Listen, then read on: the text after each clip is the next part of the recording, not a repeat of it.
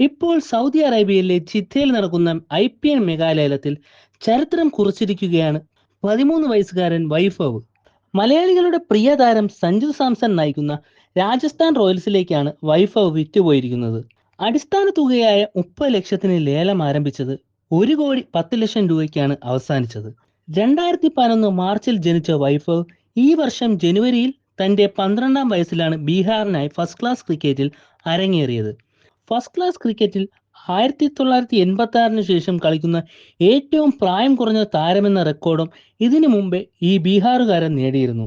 സെപ്റ്റംബറിൽ ഓസ്ട്രേലിയക്കെതിരായ under-19 youth ടെസ്റ്റിൽ ഇന്ത്യക്കായി കളിച്ച വൈഭവ് 62 പന്തിൽ 104 റൺ അടിച്ചാണ് ശ്രദ്ധ ആകർഷിച്ചത്.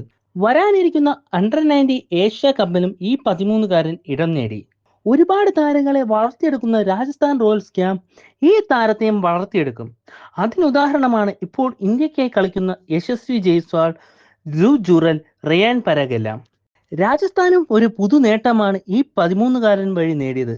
ഏറ്റവും പ്രായം കുറഞ്ഞ താരത്തെ കരസ്ഥമാക്കി എന്നതാണ് ആ നേട്ടം. വൈഭവ് കഴിഞ്ഞാൽ 17കാരൻ ആയുഷ് മാത്രയാണ് IPL ലേലത്തിനെത്തുന്ന രണ്ടാമത്തെ പ്രായം കുറഞ്ഞ താരം.